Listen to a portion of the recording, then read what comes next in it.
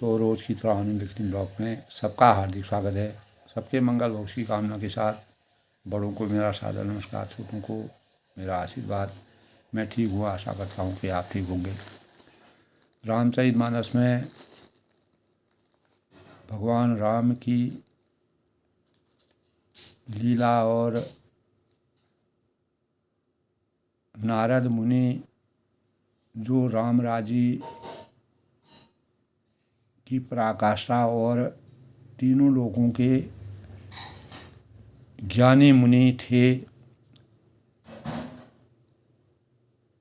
तो इस संसार में, इस सृष्टि में लोभ, मोह, क्रोध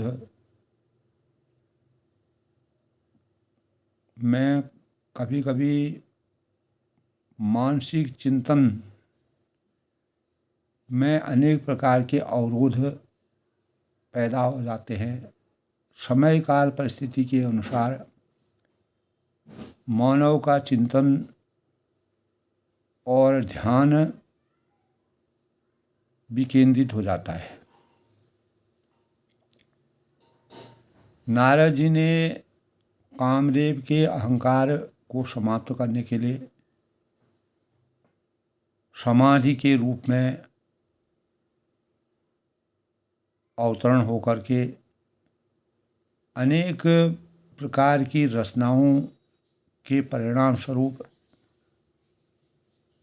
नारद जी की समाधि के स्वरूप को वह विचलित नहीं कर पाए, जिसमें नारद मुनि नारद जो है पूर्ण रूप से कामदेव को जीत गए। यानी कामदेव जो है रूप, रंग, गुणशील, अपार, रति और कामदेव की शोभा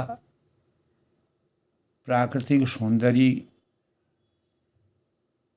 के अनुसार बहुत ही अद्भुत मानी जाती है। तो नारद जी के अंतःकरण में जो मोह प्राप्त हुआ, यानी जो विश्वमोहिनी नाम की कन्या थी और शीलबंधु नाम के राजा थे, तो भगवान विष्णु ने जब नारद जी ने अपनी प्रशंसा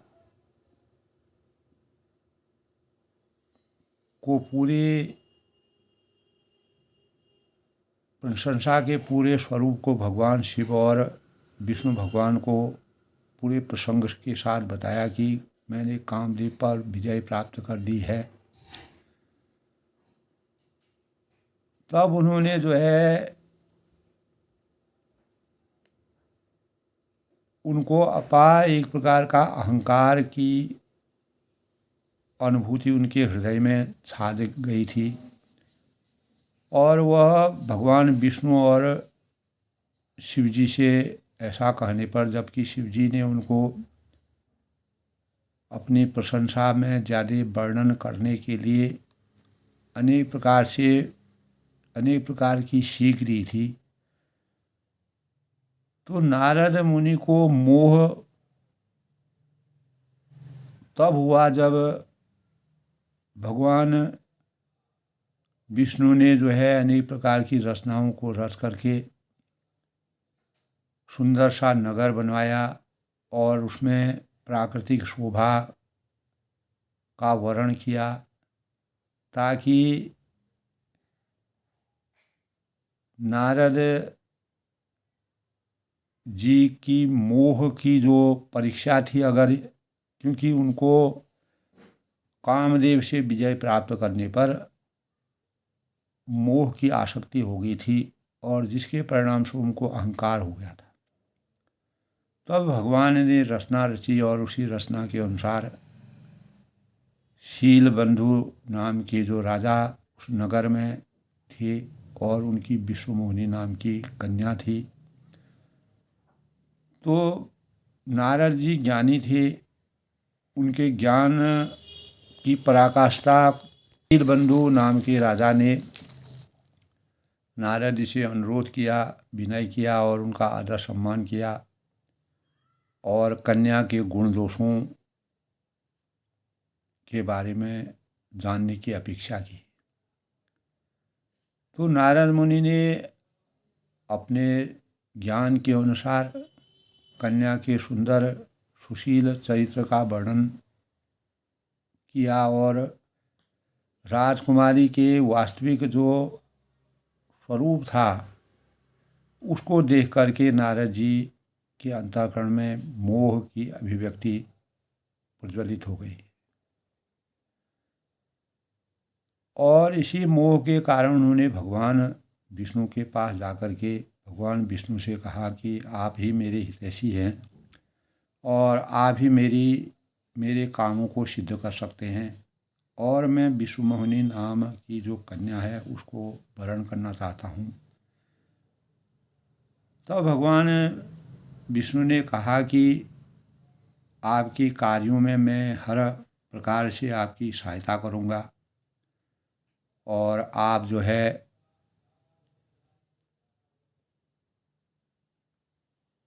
विश्वमोहिनी का जो कन्या है उससे जो भी कार्य मेरे कहने से हो पाएगा उसके लिए उन्होंने हाँ भरी। लेकिन भगवान के अंतःकरण में नारद मुनि के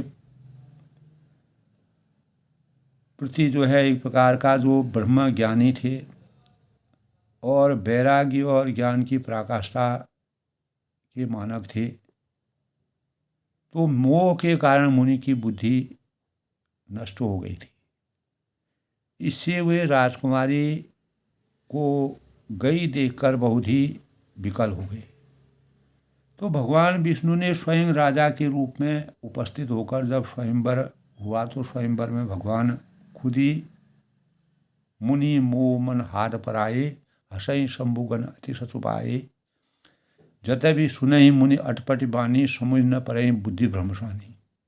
तो नारायण मुनि को मोह हो रहा था क्योंकि उनका मन दूसरे के हाथ माया के वश में था और शिव जी के गण जब भगवान शिव ने उनके स्वयंवर को देखने अपने गणों को भेजा था कि नारद किस प्रकार से स्वयंवर में उपस्थित होते हैं, तो कन्या का जब स्वयंवर होता था भगवान विष्णु जो है राजा के रूप में अवतरित होकर के अपना वेश बदल करके वह स्वयं आए और उनके गुणशील और उनकी सुंदरता कन्या से मिलती थी। भगवान विष्णु ने इस प्रकार का जो स्वरूप नारद जी ने मांगा था वह स्वरूप स्वयं का उन्होंने बना करके नारद जी के अहंकार को समाप्त करने का प्रयास किया, क्योंकि नारद जी ज्ञान और वैरागी की अनुभूति से वह विचलित हो रहे थे और उनकी इंद्रियों का संयम समाप्त हो रहा था। तो उनके संयम को हमेशा सृष्टि में रखने के हमेशा बनाए रखने के लिए नारद जी के मोह को भंग करने का प्रयास, हृदय परिवर्तन करने का उन्होंने प्रयास किया। तब राजा जो है स्वयं को वर्ण करने के लिए स्वयं उपस्थित हुए और वह तब कन्या ने उनके गले में माला डाली और जिसके परिणामस्वरूप भगवान विष्णु जो है कन्या को अपने साथ लेके देवलोक चले गए और वो अंतर्ध्यान हो गई। तो नारद जी की अपेक्षा यही थी कि यह कन्या मुझे वरे, तो नारद जी देखते रह गए, उनको आश्चर्य हुआ, अंतःकरण में जागृत तो हुआ। नारद जी ने इस प्रकार की रचना को देख कर के वह बहुत ही संशय में पड़ गए। तो नारद मुनि को जो मोह के परिणाम से उनका मन दूसरे के हाथ माया के वश में था, शिव जी के गण जब वहाँ पर स्वयंवर में उपस्थित हुए तब वह भगवान ने जो है स्वयं को राजकुमारी के समान अपना स्वरूप बना करके नारद जी के अहंकार को नारद जी के अहंकार को समाप्त करने के पश्चात नारद जी को वानर का स्वरूप दिया। तब जो विश्व मोहिनी थी उनको जो है क्रोध जागा उनके अंतःकरण में और उसी क्रोध के परिणाम स्वरूप नारद को उन्होंने वर्ण करने से मना किया। और भगवान संसार में दोस्तों नारद मुनि को मोह जो हो रहा था क्योंकि उनका मन दूसरे के हाथ माया, तो गण थे बहुत प्रसन्न हो रहे थे, हंस रहे थे और शिवजी ने अपने गणों को नारद के पास भेजा था। यद्यपि मुनि उनकी अटपटी बातें सुन रहे थे, पर बुद्धि भ्रम में सजी हुई होने के कारण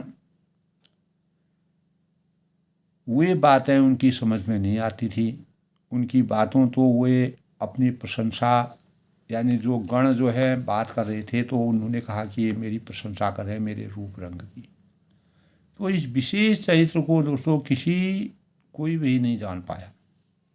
केवल राजकन्या ने नारद जी का वह रूप देखा तो उनका बंदर का जैसा मुंह देख करके भयंकर शरीर देखते ही कन्या के हृदय में क्रोध उत्पन्न हुआ।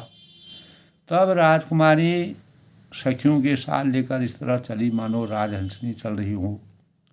सुंदर रूपवान थी, शीलवान थी, गुणवान थी, और वह अपने कमल जैसे हाथों से जयमाला लिए राजाओं को देखती हुई घूमने लगी। जिस प्रकार सीता जी का स्वयंवर हुआ था, मर्यादा पुरुषोत्तम भगवान राम जी का वरण किया था, तो क्योंकि मर्यादा पुरुषोत्तम भगवान राम जी शिव जी के धनुष को तोड़ने में सक्षम थे, और जेहि दिशि बैठे नारद फूली, सो दिशि ते न बिलोगे भूली, पुनि पुनि मुनि उकसई अकुलाई, देख दशा हर गण मुस्काई। तो जिस प्रकार नारद जी रूप में अपने रूप में गर्व से अभिभूत हो गए थे, फूले बैठे थे, उस ओर उन्होंने भूल कर भी कन्या ने नहीं देखा। तब नारद मुनि बार बार उचकते हैं, छटपटाते हैं, और उनकी दशा देखकर शिव जी के गण मुस्कुराते हैं। तो कृपालु भगवान श्री राजा का शरीर धारण कर वहाँ जा पहुँचे, और राजकुमारी ने हर्षित होकर प्रसन्न होकर उनके गले में जयमाल डाल दी, और लक्ष्मी निवास भगवान दुल्हनी को लेकर अपने देवलोक को चले गई। तो सारी राजमंडली जो है निराशा का वातावरण वहाँ पर हो गया। तब मोह के कारण मुनि की बुद्धि नष्ट हो गई थी, और इससे ही राजकुमारी बहुत ही विकल हो गई थी, और मानो गांठ से छूटकर मणि गिर गई हो। यानी इतनी मूल्यवान चीज़ जो है जब गिर जाती है तो उसका पश्चाताप होता है। तब शिवजी यानी विष्णु भगवान ने जब राजकुमारी को वरण कर लिया, तब नारद जी को ऐसा लगा कि मणि के समान चीज़ मेरे स्वरूप से दूर हो गई है, और शिव जी के गणों ने मुस्कुराकर कहा कि जाकर दर्पण में अपना मुंह देखो। तो नारद जी समझ गए कि इन्हीं की, भगवान शिव की ही कोई, इन गणों की ही कोई ऐसा छल माया है जिसके परिणाम स्वरूप मेरा स्वरूप इन्होंने रूप इतना कुरूप बनाया। तब ऐसा कहकर अस कहीं दो भागे भय भारी, बदन दीख नहीं निम्र निहारी, बेश बिलोक क्रोध अतिबाड़ा, तिनहि शराप दीन अतिगाड़ा। ऐसा कहकर वे दोनों नारद जी को देख करके भयभीत हो गए। भगवान शिव ने अनेक प्रकार की रचनाओं को और नारद जैसे वैराग्यवान ज्ञानी मुनि को विचलित होते हुए देख करके अपने गणों के माध्यम से उनके रूप को परिवर्तन करके, और नारद जी इस प्रकार की भावों को देखने के लिए भगवान ने, तब गणों ने जब उनका मुंह झांक कर देखा तो अपना रूप देखकर उनका क्रोध, जब उन्होंने दर्पण में देखा तो उनका बड़ा ही क्रूप हो गया था। जबकि वह सोच रहे थे तो उनको भ्रमजाल में, यानी भगवान ने ऐसी इस प्रकार की रचना रची कि अहंकार और अज्ञान, मोह, लोभ हमारे जीवन को किस प्रकार से विचलित कर देता है, और भगवान की कृपा, जब भगवान रुष्ट हो जाते हैं तो उसका क्या परिणाम होता है। तो उन्होंने शिव जी के उन गणों को अत्यंत कठोर श्राप दिया, क्योंकि वह मुस्कुराए। तो उन्होंने, नारद जी ने सोचा कि यह जो कारनामा है, जो यह क्रिया की गई है, कृति की गई है, यह इन्हीं के द्वारा की गई। तब उनको, नारद मुनि को अपार क्रोध आया। कल के प्रसंग में था दोस्तों कि हो निशाचर जाओ तुम कपटी पापी दो, हंस्यो हमें सो लेव फलो बहुरे हंस्यो मुनि को। तब उन्होंने उन दोनों गणों को भगवान शिव के द्वारा भेजे गए जो गण थे, नारद जी के अहंकार को, नारद जी के वैरागी ज्ञान की भावना से विचलित होने के परिणाम स्वरूप भगवान शिव ने उनके स्वरूप को जैसे का तैसा रखने का प्रयास किया, उनके जीवन को बचाया। और तुम दोनों कपटी, तब नारद ने उनसे कहा, उन गणों से, पापी जानकर राक्षस, यानी कपटी और पापी हो जाकर राक्षस हो जाओ। तो नारद मुनि ज्ञानी थे और श्राप देने पर तुमने हमारी हंसी की है, उसका फल चखो, और अब फिर किसी मुनि की हंसी संसार में मत करना, क्योंकि वो अभी तुमको इसी प्रकार से श्राप देंगे। तो माया, भगवान की माया, परमेश्वर की माया, भगवान रामचंद्र की माया, भगवान ने सेवा धर्म के भाव से जो भगवान की, यानी नारद हमेशा सेवा धर्म के अनुसार चलने वाले मुनि थे। तो सा पर कृपा राम की होई, ता पर गगा करई सब कोई, जिनके कपट दंभ नहीं माया, तिनके हृदय बसों लगराया। तो नारद जी के अंतःकरण में पहले किसी प्रकार का कपट और दंभ नहीं था, लेकिन उस राजकुमारी को देख करके उन्होंने भगवान शिव और विष्णु भगवान से उसको वरण करने का मन बनाया, तो अपने मन को विचलित हो गए हुआ। तो रामचरित में कहा गया है दोस्तों, समदर्शी मुहि कह सब काऊ, सेवक प्रिय अनन्य तिसो, सो अनन्य जाके असी, मत न तरई हनुमंत, मैं सेवक सचराचर और तुम स्वामी भगवान। तो नारद मुनि हमेशा भगवान शिव और ब्रह्मा विष्णु महेश के आसपास रहते थे। तो जिसकी ऐसी बुद्धि कभी नहीं टलती है कि मैं सेवक हूँ और वह चराचर जड़ चेतन जगत में ऐसे स्वामी भगवान का रूप है, तो वही अनन्य है। तो परिवार में अपने वयोवृद्ध माता पिता की सेवा से पुत्र को चार प्रकार के पदार्थों की प्राप्ति होती है। धर्म अर्थ काम मोक्ष से भरा आशीर्वाद प्राप्त होता है। चार पदार्थ करथलता के प्रिय पितुमात प्राण समझा के। तो सेवा करने से मनुष्य का हृदय शुद्ध हो जाता है और उसमें प्रेम, दया, सरलता, विनम्रता, त्याग, उत्साह और परोपकार करने के सुंदर गुण विद्यमान हो जाते हैं। तो नारद मुनि में इस प्रकार के भाव थे, लेकिन रूप रंग गुण शील को देख करके बुद्धि जो है कभी मति भ्रम में फंस जाती है। तो त्याग पूर्वक सेवा करना अत्यंत सराहनीय माना गया है। इसी धर्म के विषय में श्री रामचरित में कहा गया है कि शिव दधीचि हरिचंद्र नरेशु, सहे धर्म हित कोटि नरेशु। तो पति की सेवा करने वाले महासती अनुसैया ने भी पति की सेवा करके इतना तपोबल प्राप्त किया, जिससे एक बार ब्रह्मा विष्णु महेश भी उनको भी शिशु बना दिया। तो नारद जी को जब उन्होंने कामदेव पर विजय प्राप्त की, कामदेव उनको बिल्कुल भी विचलित नहीं कर गए, तो वास्तव में उनको अपार दृढ़ता उनके अंतर्मन में थी। तो भगवान को ऐसा था कि नारद जी जिस प्रकार वैराग्य और ज्ञान के मानक है, उसी प्रकार उनका जीवन किसी प्रकार से विचलित न हो। तो नारद जी कभी कभी दोस्तों जीवन में इस प्रकार के हमारे शास्त्रों में अनुभवशील मनीषी बताते हैं कि ईश्वर निमित्त सेवा करने वाले शरीर से ही प्रभु राम प्रकट होते हैं।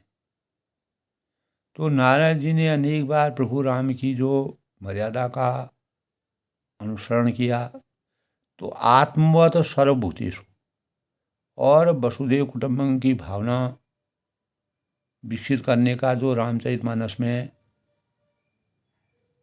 सेवा धर्म का पालन करने की प्रेरणा हमको मिलती है। तो नारद जी के गौरव को गौरवहीन बनाने से बचाने के लिए भगवान शिव और विष्णु भगवान ने इस प्रकार की रचना को रचा। तो इस संसार में दोस्तों शक्ति की आराधना जो है, तब भगवान नारद जी शक्ति की आराधना के स्वरूप के बारे में समझे कि आराधना से सफलता और सिद्धि मिलती है। शक्ति और नारद जी को शक्ति तो प्राप्त थी। शक्ति सृष्टि का स्पंदन ही नहीं बल्कि साक्षात सृष्टि रूपा भी है। प्रत्येक मनुष्य में देवी शक्ति छिपी हुई है और वह सब कुछ कर सकता है। समर्थ को नहीं दोष गोसाई, समर्थ मानसिक यानी समस्त मानसिक और शारीरिक जो निर्बलताओं पर विजय पाने के लिए जीवन आनंदमय बन जाता है। तो कोई भी निर्बल मनुष्य व्यक्ति जो है वह स्वतंत्र नहीं हो सकता। तो शक्ति स्वयं ईश्वर का स्वरूप है। भगवान ने अपनी शक्ति से नारद जी के स्वरूप को बचाने का प्रयास किया। इसको नारद जी बाद में समझ गए और यह शक्ति सर्वव्यापक है। शक्ति विज्ञान कला की भूमि है और श्रुतियों का सतत्व है। यह ब्रह्मांड शिव शक्तिमय है और शक्ति की उपासना से उपासक को शक्ति मिलती है। अपने भगवान दोस्तों, अगर कोई उनका भक्त थोड़ा भी अगर विचलित होता है तो उसको संभालने की का प्रयास करते हैं। तो इहलोक और परलोक में जीवन को हमेशा सही स्वरूप प्रदान करने के लिए प्रभु की इच्छा होती है। भगवान विष्णु और शिव जी ने जिस प्रकार से नारद जी की लाज बचाई, तो अपनी संपूर्ण शक्तियों का ज्ञान होने के कारण संसार हमें भार स्वरूप दिखाई पड़ता है। शक्ति के बिना दृढ़ विश्वास की लक्ष्य दूर रहता है और ईश्वर किसी को निर्बल या बलवान नहीं बनाता। प्रयत्न है, पुरुषार्थ है, परिश्रम है, तब से भीतर की शक्ति भंडार को बोलने की आवश्यकता होती है। तो अंदर एक ऐसी शक्ति विद्यमान रहती है जिसकी सहायता से हर कठिनाई पर हम विजय प्राप्त कर सकते हैं। तो कोई इसे क्रिया शक्ति या इच्छा ज्ञान शक्ति तो कोई जगन माता नाम से जानता है। तो यह आनंदमयी जो चित्त शक्ति होती है वो उपास्य की शक्ति है। तो भगवान जब इस संसार में दोस्तों, भगवान अनेक प्रकार की परीक्षाएं मानव रूप में लेकर के भी मनुष्य की लेते हैं कि स्वरूप में भगवान का अवतरण हो। तो आत्मा परमात्मा की प्राप्ति, तो शक्ति रहित जो होते हैं वह आत्मा के माध्यम से आत्मा और परमात्मा की प्राप्ति करने में उनका जीवन सार्थक नहीं हो सकता है। तो विद्या के रूप में नारद जी अपार विद्या के धनी थे और अनेक प्रकार की विद्याएं उनको आती थी और विद्या के रूप में शक्ति का आदि रूप विभूषित होता है। शक्ति सर्वदेवमयी और सर्वमंत्रमयी होती है। शक्ति भक्ति सिद्धि सुधा और विधा के रूप में स्थित होती है हमारे अंतःकरण में। तो अंतरतम में स्थित जो हमारी शक्ति साधना का लक्ष्य है, वास्तव में मात्र मंत्र पाठ से कुछ नहीं मिलता है और एक एक शब्द में निहित विराट विभूति का बिना साक्षात्कार किए पूजा अर्चना का कोई भी अर्थ सिद्ध नहीं होता है जीवन में। तो काल को शक्ति, काली महाशक्ति ने अजय असुरी को मार गिराया और वे असुर आज भी अपनी विकराल वाहिनी के साथ ब्रह्मांड क्या हमारे पिंड अर्थात शरीर के मनोबुद्धि में हिंसा, भ्रष्टाचार, छल, प्रपंच और आतंक के रूप में अनेक प्रकार के मनोविकार को पैदा करके तांडव मचाते हैं। तो उनका विनाश तब असंभव है जब तक हमारे निर्मल मन से दुर्गा का आविर्भाव यानी शक्ति रूपी भावों का संचार नहीं होता है। तो शक्ति की आराधना को हमेशा के लिए विराजमान रखने के लिए, नारायण जी के स्वरूप को हमेशा विराजमान रखने के लिए भगवान ने उनको विचलित होने से रोका। बड़े बड़े ज्ञानी भी दोस्तों कभी कभी लोभ मोह के आक्षेप में आकर के, आघोष में आकर के ज्ञान और वैराग्य पराकाष्ठा से विचलित हो जाते हैं। यही भाव नारद जी के अंतःकरण में आए और उन्होंने जो शिव जी के गण थे उन पर अनेक प्रकार का अपने मन में भाव बनाए और ऋषि, ज्ञानी ऋषि थे और उनको गुस्सा आया। गुस्सा क्रोध आने के बाद उन्होंने उनको श्राप दिया कि तुम राक्षस हो जाओ और तुमने हमारी हंसी की है और उसका फल चखो, अब फिर किसी मुनि की हंसी इस संसार में मत करना। तो दोबारा इस बात को दोबारा मत दोहराना। तो पुण्य जल दीख रूप निरपावा, तदपि हृदय संतोष न आवा। फरकत अधर कोप मन माही, सदैव चले कमलापति पाही। मुनि ने फिर क्या किया दोस्तों, जल में देखा अपनी परछाया को तो उन्हें अपना असली रूप प्राप्त हो गया। तब भी उन्हें संतोष नहीं हुआ और उनके होंठ जो है फड़क रहे थे।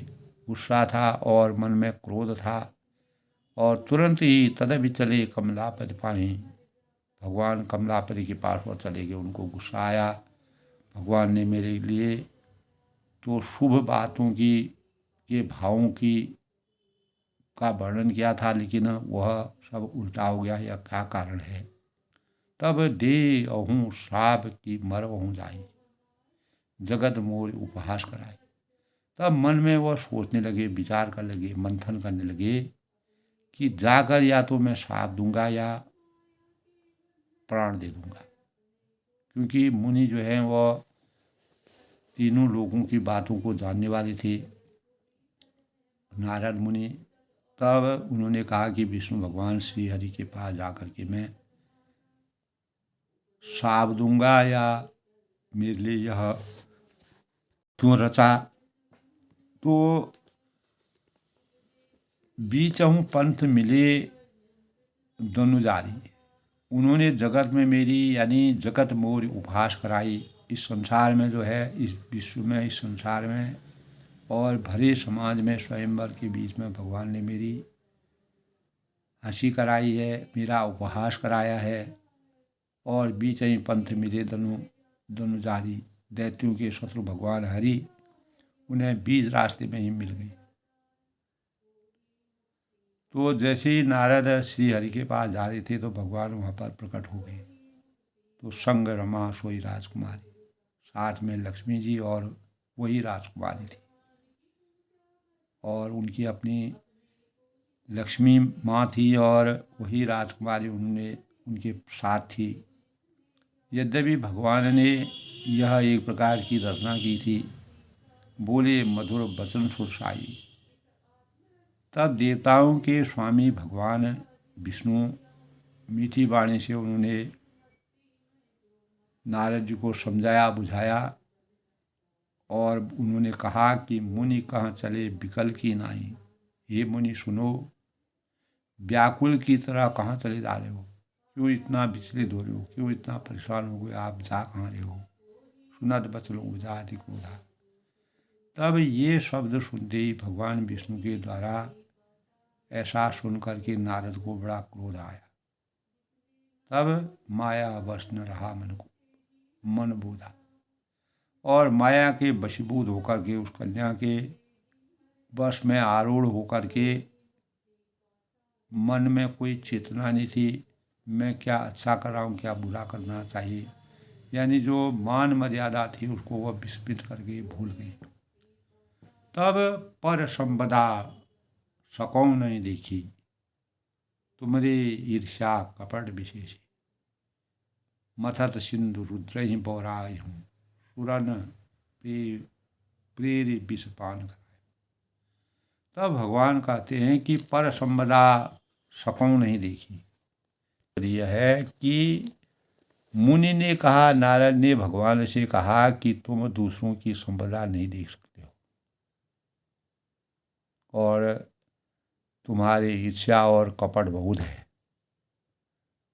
और समुद्र मथते समय तुमने शिव जी को बावला बना दिया था, उनको पागल कर दिया था, जिसके परिणाम स्वरूप शिव जी ने विष धारण कर लिया था और देवताओं को अनेक प्रकार के विषैली चीज़ों का सेवन कर दिया था और देवताओं को प्रेरित करके उन्हें विषपान कराया गया। तो ऐसी बात भगवान विष्णु से क्रोध के वश में होकर जब नारद मुनि ने कहा तो असुर सुरा विष शंकर ही आप रमा मुनिचार, स्वार्थ साधक कुटिल तुमो सदा कपट व्यवहार।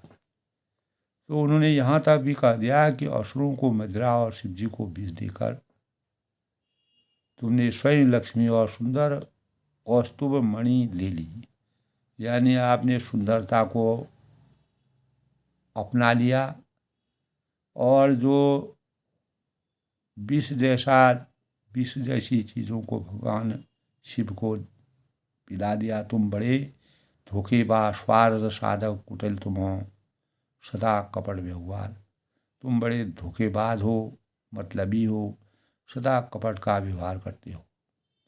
तो भगवानों से ऐसा कहना बहुत बड़ी बात है। नारद मुनि ने अपनी अज्ञानतावश क्रोधवश, जब क्रोध हमारे चिंतन में आता है तो हम क्षणिक क्रोध के आगोश में आकर के क्या बोल देते हैं, तो यही मानवता के लिए एक प्रेरणा के स्वरूप में है कि नारद जी ने जो ऐसे ज्ञानी वैरागी लोग भी इस प्रकार के क्रोध के में आकर के क्या कह तो क्रोध को हमेशा के लिए समाप्त करने के लिए हमें किस प्रकार से चैतन्यवान होना चाहिए।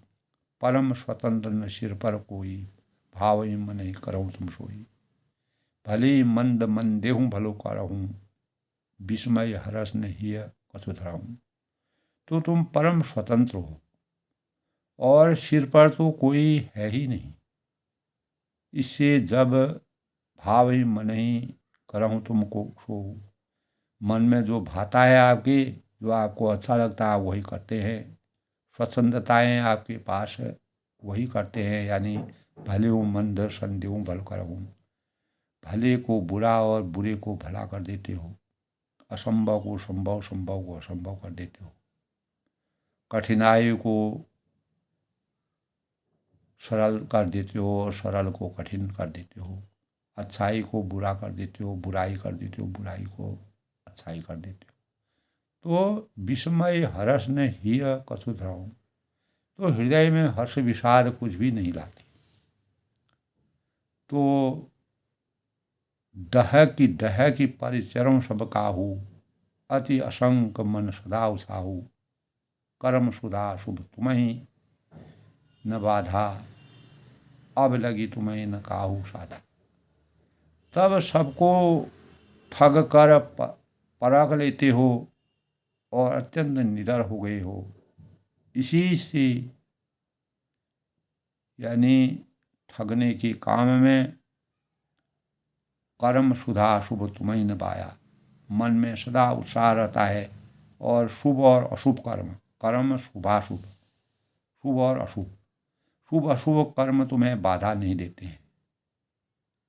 अब लगी तुम्हें न काबू साधा, अब तक आपको किसी ने ठीक नहीं किया, यानी आप अपनी मनमानी करते रहे, आपने जो आपको रुचिकर था उसको आप मानते थे, शुभ अशुभ का जो आपके मन इच्छा प्रद होता था वो आप कर लेते हैं।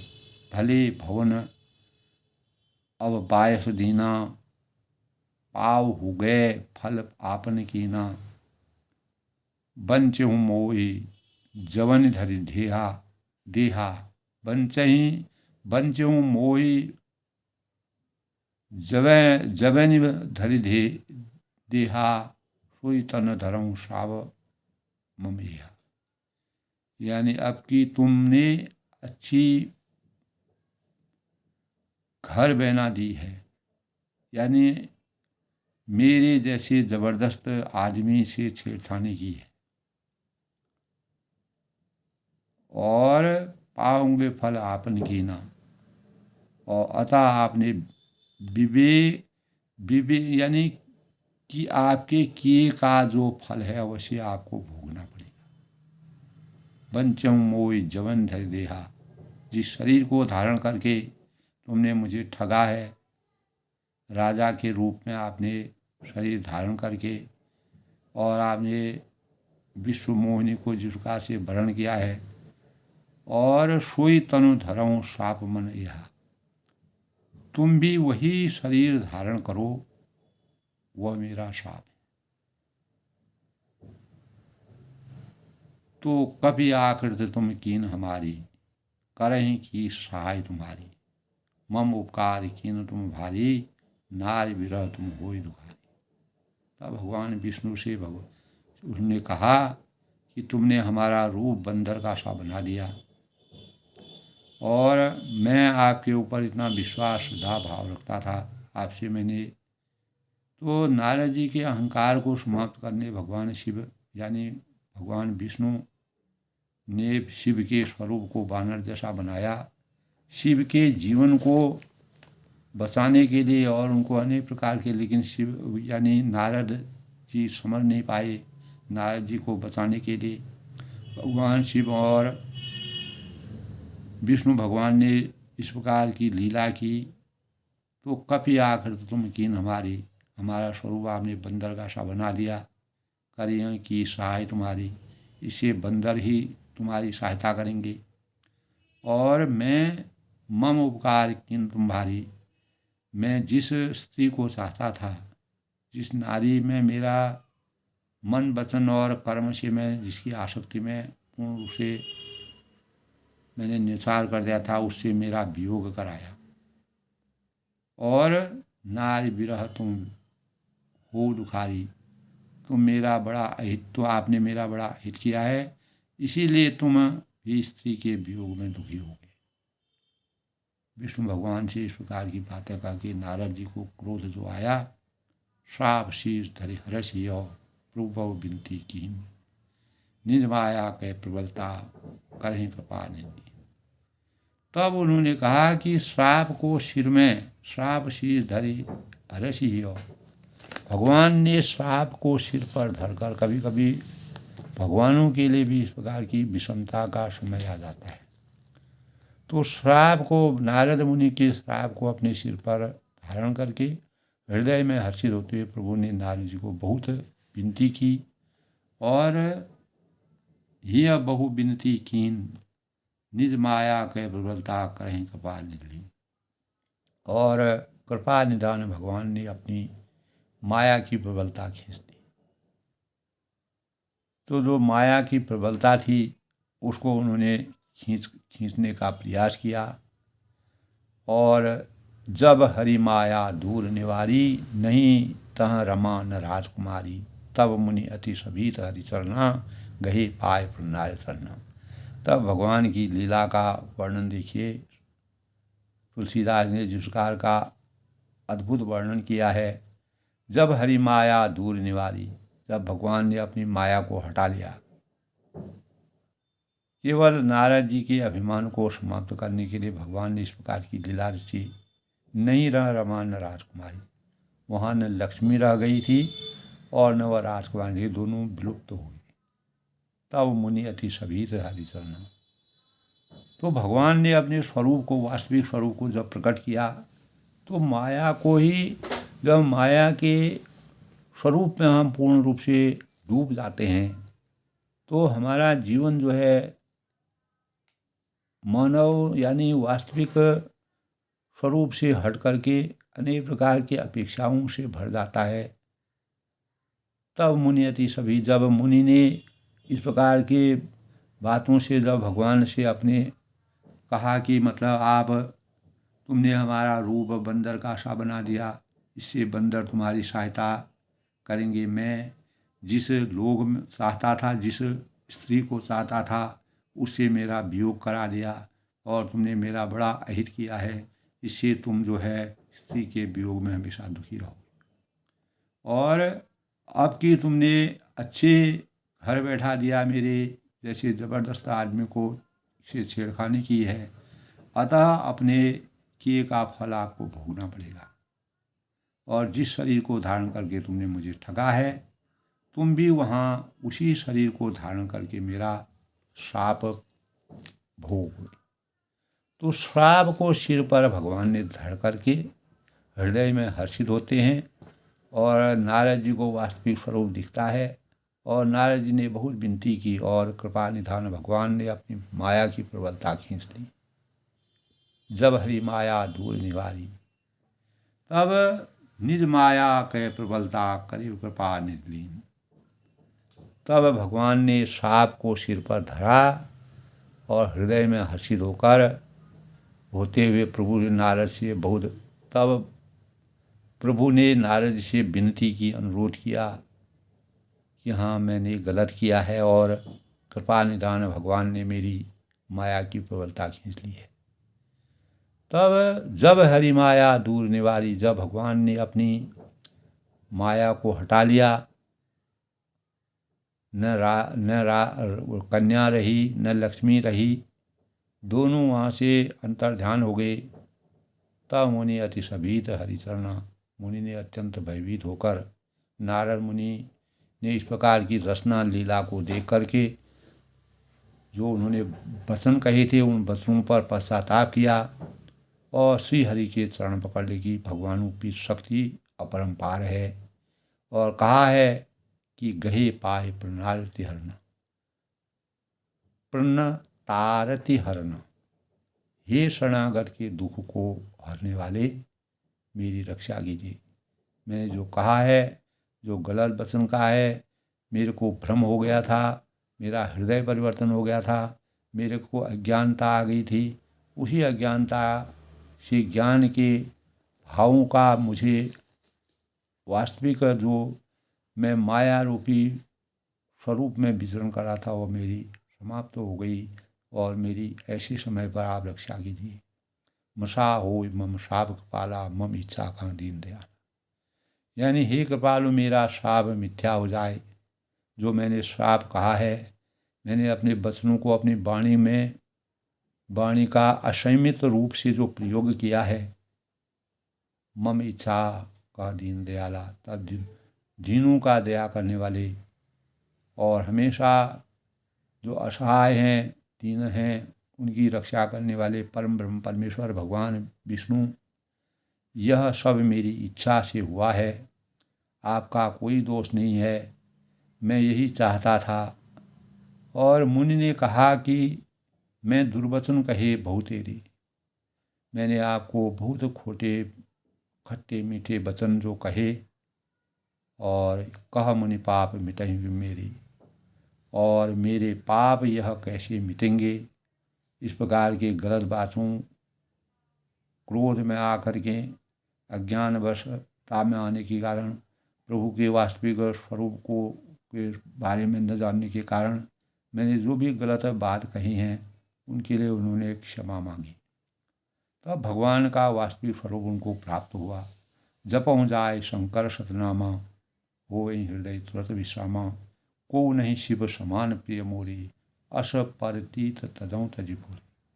तो भगवान ने कहा, भगवान विष्णु ने कहा कि शंकर जाकर शंकर जी से सतनाम का जप करो और इससे हृदय में तुरंत शांति होगी। जो आपका अशांत मन इधर उधर विचलित हो रहा है और भयभीत हो रहा है, अनेक प्रकार की मोह माया आपके अंतःकरण में आई है, शिव जी के समान को नहीं शिव समान प्रिय मोरी, और भगवान शिव के समान मेरा प्रिय और इस जगत में, इस सृष्टि में कोई नहीं है। अशी प्रतीत तदहु तनि भूरि। इस विश्राम को भूलकर भी न छोड़ना, इस विश्वास को, इस वास्तविक स्वरूप को कभी अपने अंतर्मन से त्यागना नहीं। इसको हमेशा अपने अंतःकरण में रखना कि भगवान का रूप तो और करे अपराध कोई, और पाए फल कोई, अति विचित भगवान कति को जाने जग जो। ताको प्रभु कछु अगम नहीं, जा पर तुम अनुकूल, तो प्रताप बढ़वा नहीं, जा सके कल तुम। तो भगवान का जो स्वरूप है मर्यादा पुरुषोत्तम भगवान रामचंद्र जी ने जिस प्रकार के शिव जी भगवान राम जी के परम भक्त थे, और ब्रह्मा विष्णु महेश हमेशा परमात्मा की भक्ति में लगे रहते थे। तो रामचरितमानस में तुलसीदास ने भगवान रामचंद्र जी की मर्यादा के अनुरूप जो यहीं पर कृपा न करें पुरारी, ये मुनि पुरारी शिव जी जिस पर कृपा नहीं करते हैं, सो न पाओ मुनि भगत हमारी, वह मेरी भक्ति नहीं पा सकता है। जब तक अगर शिव की भक्ति में पूर्णता नहीं होगी, तब तक विष्णु भगवान की भक्ति, श्री हरि की भक्ति नहीं हो सकती है। और अस उर धरि महु विचरऊँ जाई, अपने हृदय में, अपने चिंतन में इस बात को मनन करके, ध्यान करके, निश्चय करके जाकर पृथ्वी पर विचरो, इस सृष्टि के संचरण करो, इस पूरा संपूर्ण ब्रह्मांड का संचरण करो। और अब न तुम्हें माया नियर आई, अब मेरी माया तुम्हारे निकट नहीं आएगी। जो मैंने माया रची थी, उस माया से आप हमेशा विरत रहोगे और ज्ञान वैराग्य की पराकाष्ठा में उन्नत हो जाओगे। बहुविधि मुनि प्रबोध प्रभु, तब भई अंतर ध्यान, सत्य लोग नारद चले करत राम गुणगान।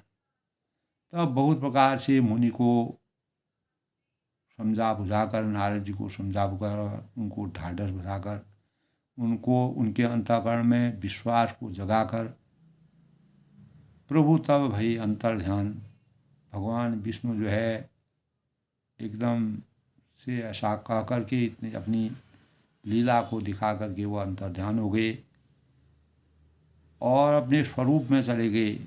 सत्य लोग नारद चले, और नारद जी श्री राम जी के गुणों का गान करते हुए सत्यलोक ब्रह्मलोक को चले गए, करत राम गुणगान। तो इस प्रकार जब ज्ञान रूपी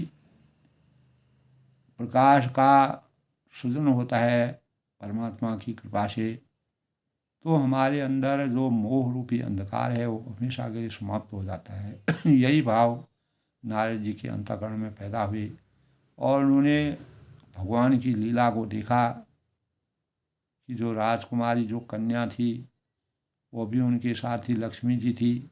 तो माया को त्याग करने का जो प्रसंग उन्होंने रचाया, तुलसीदास ने जिस प्रकार की रचना की, और दोनों लक्ष्मी और विश्वमोहिनी नाम की जो धीर, यानी राजा की धीर बुद्धि राजा की कुमारी थी, कन्या थी, तो भगवान ने इस प्रकार का स्वरूप दे करके दोनों को अंतर्ध्यान करके स्वयं अंतर्ध्यान हो गए। और तब ज्ञानी मुनि नारद जी का के अंतःकरण में भगवान के प्रति अपार श्रद्धा भावों का संचार हुआ, और वह भगवान खुद ही अपने गुणों का गान करते हुए सत्यलोक यानी ब्रह्मलोक को चले गए। और नारद जी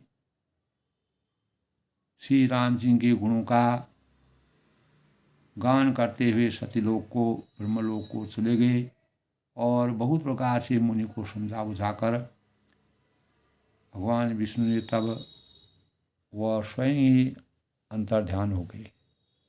तो आज के प्रेरणादायक विचार में दोस्तों, रामचरितमानस में हमको यही ज्ञान मिलता है कि भगवानों की कृपा असीम है, माया है, मोह है, लोभ है, शोभ है, ये हमारे और भौतिक आस्थाओं में अपने जीवन को खोना मानव जीवन के लिए अभिशाप के समान है। इस प्रकार नारद जी के अंतर्मन में इस प्रकार की बातें आई, और जब हमारे सामने इस प्रकार की भाव नहीं आते हैं, तो हमारा ज्ञान चक्षु वास्तविक ज्ञान हमारी पराकाष्ठा में उदय नहीं होता है। तो ज्ञान का उदय तभी संभव है जब हम अनेक प्रकार की चुनौतियों से, कठिनाइयों से और इस प्रकार की शक्तियों से के स्वरूप का आशीर्वाद प्राप्त करते हैं। तो भगवान विष्णु के स्वरूप का वास्तविक ज्ञान नारद जी को हुआ। आज के रामचरितमानस के बालकांड में दोस्तों यही प्रेरणा हमको मिलती है। जीवन को हमेशा विचलित होने से रोकना चाहिए।